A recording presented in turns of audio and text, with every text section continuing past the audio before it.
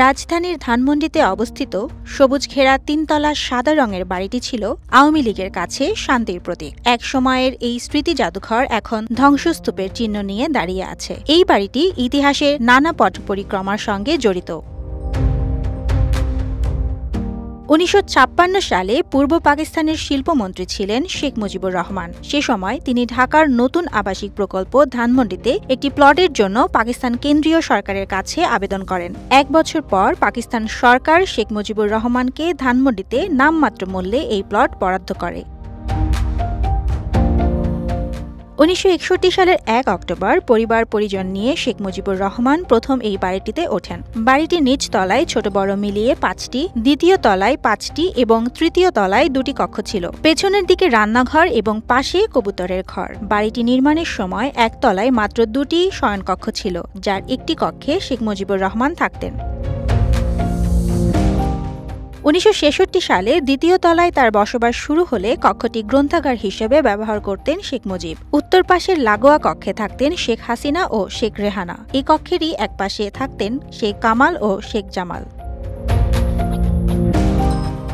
১৯৭৫ সালের ১৫ই আগস্ট ভোরে শেখ মুজিবুর রহমান ও তার পরিবার সদস্যরা এই বাড়িতে নিহত হন। মারা যান শেখ ফজিলাতুন্নেসা মুজিব, শেখ কামাল, শেখ জামাল, শেখ রাসেল, শেখ মুজিবের ছোট ভাই শেখ আবু নাসের, শেখ কামালের স্ত্রী সুলতানা কামাল খুকু, শেখ জামালের স্ত্রী পারভিন জামাল রোজি।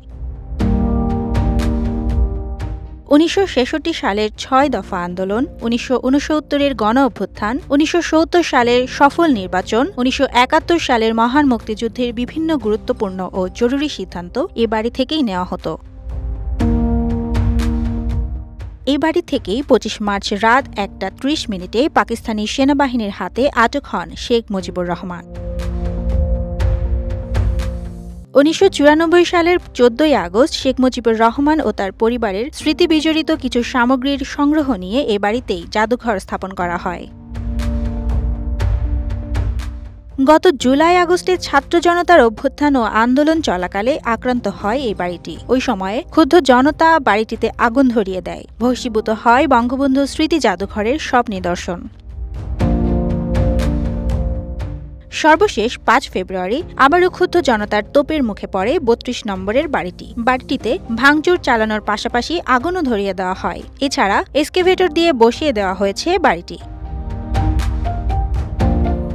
ফেসবুকে ঘোষিত বুলডোজার মিছিল কর্মসূচিকে কেন্দ্র করে বুধবার ৫ ফেব্রুয়ারি সন্ধ্যা ৭:৩০টার দিকে ধানমন্ডি ৩২ নম্বরে জড়ো হন বিক্ষুব্ধ ছাত্র জনতা। রাত ১০টার দিকে বাড়িটিতে আগুন দেওয়া হয়। পুরো এলাকা হয়ে যায় লোকে লোকারণ্য। রাত ১১টার দিকে বাড়িটির সামনে নেওয়া হয় ক্রেন, আর রাত ১১:১৫টার দিক থেকে বাড়িটি ভাঙার চেষ্টা শুরু হয়। এতে কাজ না হওয়ায় আনা হয় এক্সকেভেটর। ডেস্ক রিপোর্ট, সাম্প্রতিক দেশকাল।